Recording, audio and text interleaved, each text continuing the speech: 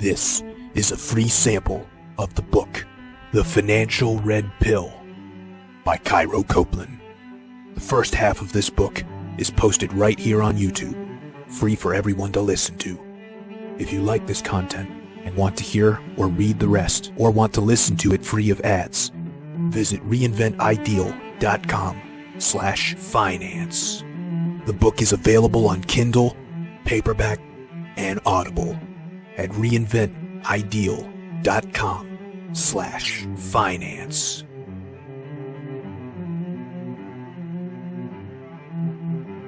Chapter 5. Get Richer by Being an A.S.S.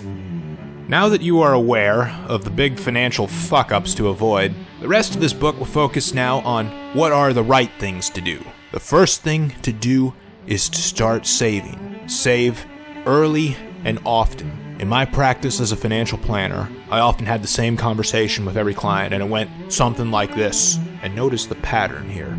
Me: are you saving yet? Them: no, I just started college and I really must focus on school, so I can't even work that much to earn money to save.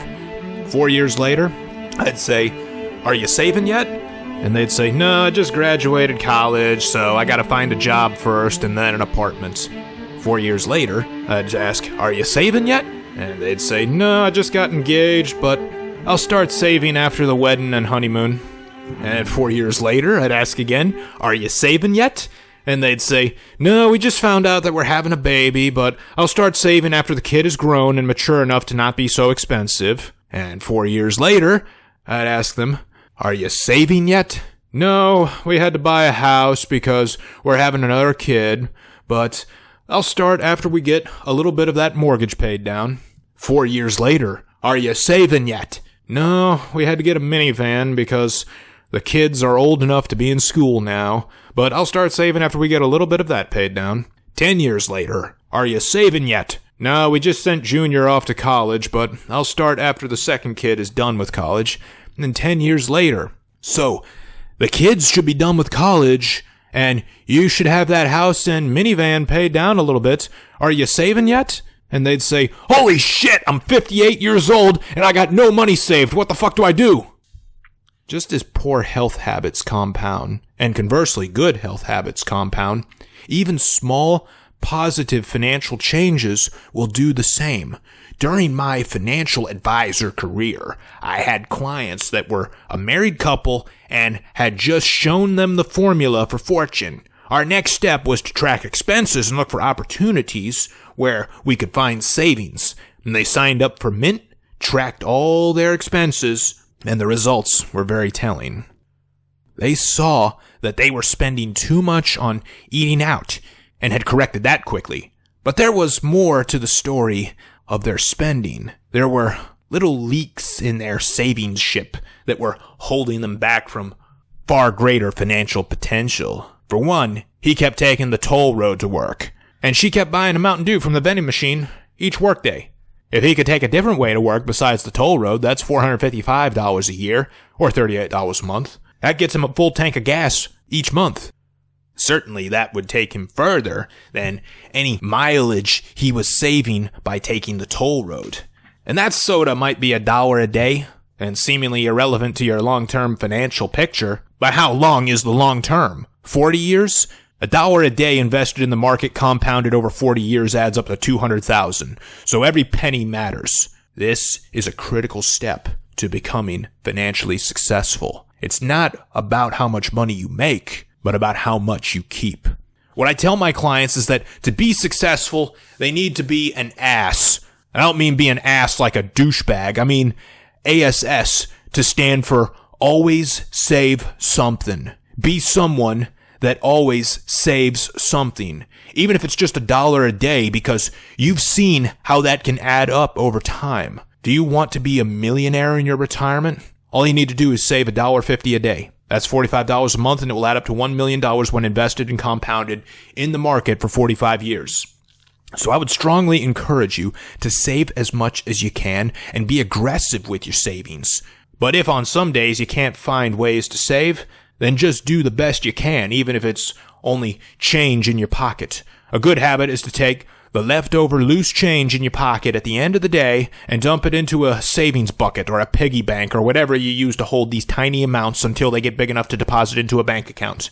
My point is, always save something, because the small amounts will make all the difference. Ask any personal trainer or dietitian. They will tell you that where people fail in their New Year's resolution diets is not in the big meals of the day like breakfast or lunch or dinner.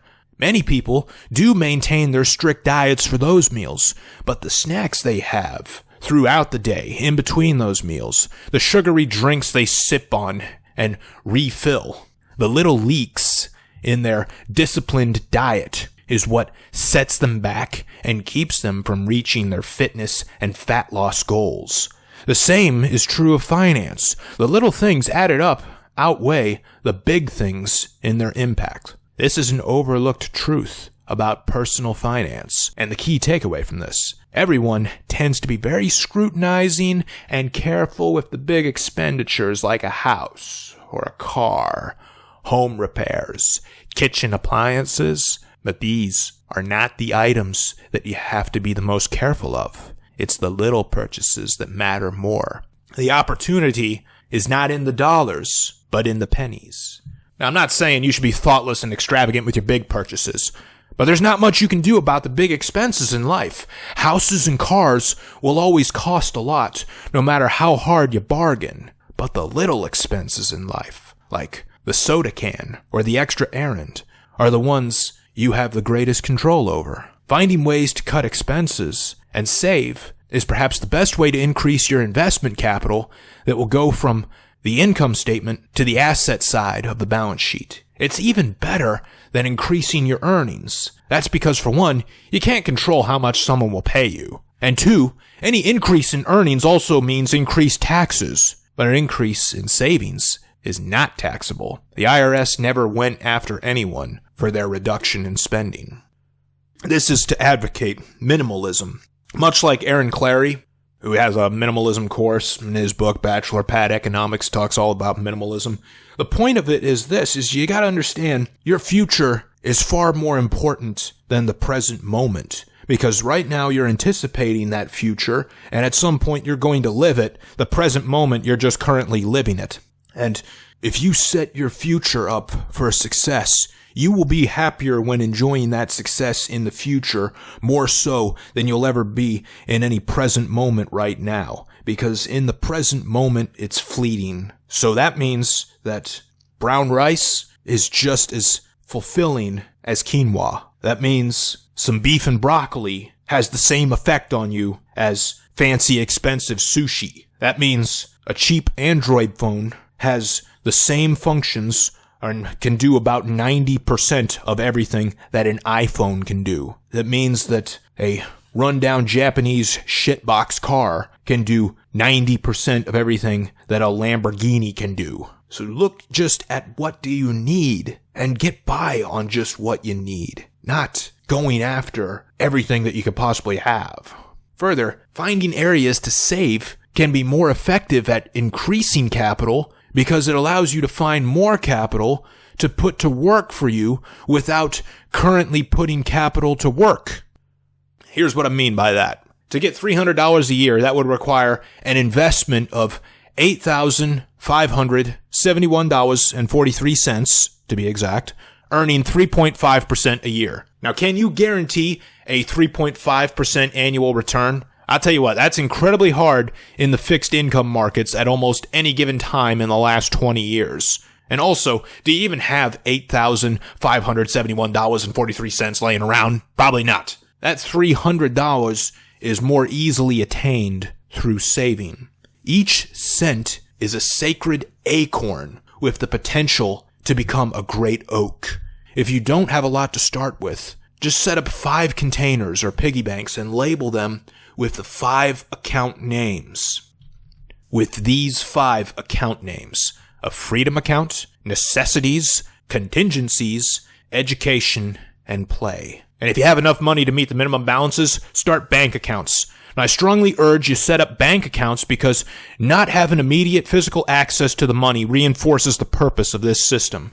There are even banks that give away free money for opening accounts with them. And here are your 5 accounts and what their purposes are. The freedom account is the one that you will use for your eventual financial freedom. And a lot of times this gets misused and eventually neglected. But here's how to properly use this. Don't save what's left after all bills are paid. Instead, save what is needed from the very beginning. Remember from the chapter on fuck you money and how it described finding your number? That's what should be contributed here. Now, my magic number, if you remember from that example, was 1.375 million. That would allow me to live off of a perpetuity for 40 years of today's equivalent of $55,000 a year. Therefore, I need to save the amount that will allow me to reach that, and reach that by the age that I want to retire. This is a lifelong savings account that is not to be touched till the day it has enough to ensure your perpetuity. For this account, do not use a bank account or a piggy account. Your savings pays you less than 1% interest while inflation is 3%. You cannot let inflation eat up this hard-earned and long-saved money. For this account, what you do is open a brokerage account with a discount broker. All right, that could be Fidelity, Charles Schwab, Interactive Brokers, whatever. And then, once you've deposited the money in there, invest in zero expense ratio mutual funds and ETFs. They are out there. Just call up the brokers and ask about them. They have them. And these funds have no minimum investment required, no minimum repurchase amount, meaning you can put a penny into them, and they cost absolutely nothing to own. There's no fees. Best of all, these funds just track a major market index. They will work just like an index fund. They buy a little bit of each stock on the market until it owns all of them. Now, why am I telling you to do this? I had said earlier that index funds are not a great investment, and if everybody did them, then we're just setting ourselves up here to all fail at once or just be average and mediocre. Well, here's why. As the motor of the world continues and the global economy grows, the total stock market will grow as well.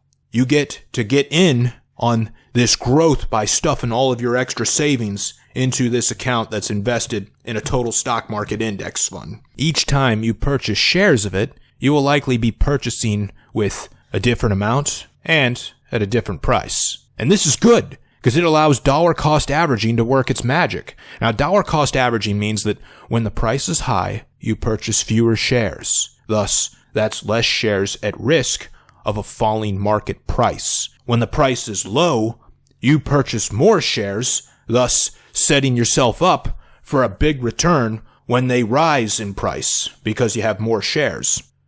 Dollar cost averaging doesn't guarantee big returns nor protect you from losses, but it is an amazing tool to put to work for you because it can minimize the impact of falling market prices and maximize the impact of rising market prices. So using one of these zero expense funds is the best way to invest this money because it requires no effort. Using one of these zero expense funds is one of the best ways to invest this money because it requires no effort. No longer do you need to scrutinize a ton of mutual funds to find the best one. No longer do you need to perform fundamental analysis on 6,000 stocks to find the best one because you'll own all of them. To make a great return with these funds, they just require a long time horizon for the buyer. With this being your freedom account, you won't be tapping into it for a long time. Now, one very important aspect of this tool, never sell your fund. Even on days when it looks like the market is crashing and there's no end in sight, do not sell it. If you owned a house, would you sell it when the market value of it is down? Of course not. So why would you do that to your investments? Could this also be a traditional or a Roth IRA? Sure it can. But bear in mind that there are income limitations and contribution limits to them. Since they change every few years, I didn't want to bother with trying to jot them down and disclosing them all here. And as you get further along in life and are able to save larger amounts, you're going to exceed them. And if you're fortunate enough to have a 401k with an employer match, that should be exhausted first before opening any other kind of account on the side, whether it's a retirement account or not. Necessities account. For your necessities, start off by putting 50% of your monthly income into this account. Now, obviously, it should be a checking account. And this account is to pay for things like food, bills, gas, etc. This is also to be used for paying down high-interest debt. If your necessities are not 50% of your income, then put the remainder in your freedom account. Small amounts add up. If your necessities are over 50% of your income, you need to simplify and cut down. 50% is the initial threshold that should be strived for. You want to find a checking account that has no minimum balances nor fees on transfers or bill pay. Honestly, online-only banks will be able to meet this measure, because as you're using this account to do what it's intended to do, you'll be depleting the balance of it each month. NerdWallet.com is the best resource to comparison shop for this account. If you're paid by direct deposit, have it go to this account and transfer to the others the portion they require. If you have high interest debts, you must focus on paying those down first or refinancing them for a lower interest rate. The reason for this is that if your debt interest rate is just 4%, that's manageable. Your savings in your freedom account can earn a higher rate of return than that. But if your interest rate is, say, 17%, that needs to be paid down first because the market cannot reliably return an annual rate of return greater than that. A realistic return in the market is 10% annually. So if I got a 17% credit card, I'm losing money on that each year. And my market investments, if they're just getting 10% each year, still, I'm losing money. What I need is an interest rate on my debts that is lower than what my investment rate of return is. Contingency account. Think of some minor financial setbacks in life. Speeding tickets, red light cameras, chicken shit fines, increases in HOA fees without explanation, and mysterious extras added to the end of a bill. These things are going to come up, so they should be expected, yet they can't be predicted. This account is here to cover that. It allows you to turn a loss into a win, and it also prevents you from dipping into your freedom account for emergencies. We don't want to disrupt that investment plan. So this is your emergency fund, and since they are unpredictable, you should always be saving toward them. Many of my past clients were upset watching their emergency savings do nothing for them in terms of growth. Despite multiple attempts by me to tell them that the money was working for them, it was doing the job of giving them peace of mind, they still protested. I needed to come up with a happy medium between keeping all that money as cash in a savings account and investing it in something with the potential for losses. So my solution was open a Roth IRA invested in short-term bond funds, and then specifically short-term treasuries. And the reason I suggest this is that just because you may need the money unexpectedly, that does not mean you should let it get eaten up by inflation. On this point, I part with many in the financial planning profession. Quite often they say you should just leave emergency money in cash reserves. This, by the way, also goes against the official position of every firm I've ever worked for, which is another reason why I have to use a pen name. But I have 6 reasons to differ with them. 1, I only recommend these funds be used for large emergencies like a hospital bill or a major income repair, not for things like a flat tire or getting your car towed. The former are expenses that clients won't be forced to pay for up front, nor right away, and the latter requires immediate payment before any services are done. For those, I recommend they pay for it with a credit card, as these expenses are usually in the hundreds of dollars, whereas the former are in the thousands. 2, inflation guarantees that the money is losing 3% a year. If the money is not invested, clients are often tempted to put that money to work in the market when times are good. And when they give into that temptation, they do so at the worst possible time, like when the market is at its peak and ready for a correction. I've seen that when clients have their emergency money conservatively invested, they're not too concerned about it not getting the great returns their more aggressive investments are getting, because they understand that it is in fact emergency money and are just glad that it's getting some sort of return. The temptation to put it to work elsewhere is not as great, but when it's doing nothing, it's all too tempting. 3, because getting the money out requires an extra step of liquidating it, clients are now forced to think if what they're experiencing is in fact a true emergency. a lot of times when the cash is immediately available, it gets used for things that are not real emergencies, like last-minute gift shopping. If you forgot your anniversary is tomorrow and still haven't gotten anything for your wife, that sure counts as an emergency. Also, since the money isn't immediately available, it gives the client time to shop around for a better price. Number 4, the only investments I recommend are short-term bond mutual funds with standard deviations of 3 or less, and those are the Treasury mutual funds. These funds, I feel, are most appropriate because they have a modest return of 1 to 2% during the bull market, but they really shine during bear markets. In 2008, many of these funds got returns around 8%, so the concern of having to liquidate these funds at a bad time when the market is down is eliminated, because these funds perform best in bear markets, or bad markets, is what they mean by bear markets. The only time short-term bond funds experience losses is when the stock market is getting astronomically high returns, which I have my clients taking part in as well with their other accounts, so they're not going to cry over locking in a 1% loss. 5, these mutual funds have only a 1 business day settlement time, and since emergencies I recommend clients use them for are ones that don't require immediate payment, they can wait 1 business day to get their money out. And 6, the amount contributed to a Roth IRA is post-tax money and can be extracted from it tax-free. When you're making your contributions to it, you need to track and keep record of them because your broker won't. It will allow you to claim them on your tax return as tax-free return of basis. The contribution amount is the only amount you should ever withdraw in any case of emergency. Never withdraw the earnings, because those will be taxed if withdrawn before retirement. Put 10% of your income into this account each month. Next up is the education account. And for this, I don't mean education like school. I mean personal development of some sort. Contribute 10% of your income to be used for your own education. It could be to buy books, online courses, or whatever you think will contribute to your knowledge. Remember, just like economies, if you are not growing, then you're contracting. And then lastly is the play account. You want to allocate another 10% of your income to this account for you to have guilt-free fun. Whatever you want. Every month, spend it all. And I mean, money was created in order to be spent, so do it. Otherwise, this is going to be a tedious process, and many people are going to tap out sooner than halfway through.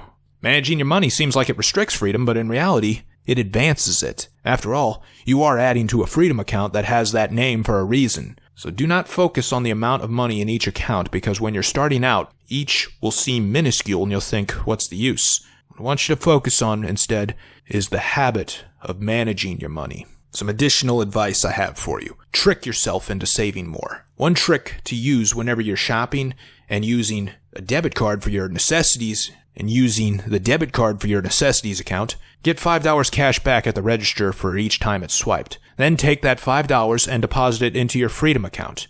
This will help it grow faster. And then it will also have you thinking, gee, do I really need to buy this? Immediately start funding your 401k or any employer-sponsored retirement plan and contribute as much as you can, or at least up to your employer's maximum match rate if they have one.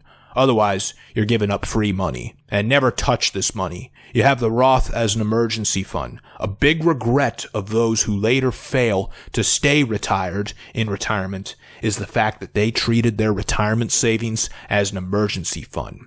So what I'm saying here is, do not ever take a loan or a hardship withdrawal from your 401k. It practically guarantees poverty in retirement. Don't do it. This is your golden goose and the ticket to your eventual financial freedom. You should fund this even before paying down high-interest debt. You see, the debts can be paid for over time, but when you're in retirement, you can't be saving for it while you're paying for it. Therefore, the saving for it needs to start right away. That's the only time I'll tell you to save and invest money before paying down high-interest debt. Now, get paying down those high-interest debts before saving outside of 401ks. And make the largest payments on it that you possibly can. If the interest rate is greater than 10%, the market cannot reliably return that to you each year. So any return it gives you is still a loss due to the high rate on the debt. It is productive to look at the high rate on your debt as an annual loss, and minimizing that loss will be easier than maximizing any gain in a market you can't control. but you do have control over what your balance is on your debt, so get working on it. And when it comes to spending money, what I always say is experiences are more valuable than items. Now, I wouldn't presume to tell you how best to spend your money in your play account, but I will tell you something that's worked well for me. Whenever I've spent money on a material item, there was an initial burst of happiness that came along with it, but it was short-lived. The happiness had a pretty short shelf life of, 3 weeks. But whenever I spent the money on an experience, something different happened. Dinner with friends, a day at Universal Studios with friends, renting a boat to go fishing with friends, whatever. No matter how many times we did these things again and again, each time was different. Each time created new, fond memories. These memories created a burst of happiness, and every time they were remembered, I felt that happiness again. Those memories lasted a lot longer than the short-lived high from a material item. And many clients of mine made the mistake of putting everything left over into their play account and spending it. Keep its contributions limited to 10%. If there's anything left over after that contribution from additional savings on necessities, or just nothing compelling available for personal development, put it in your freedom account. Everything left over goes to the freedom account in addition to what was already needed for its initial monthly deposit.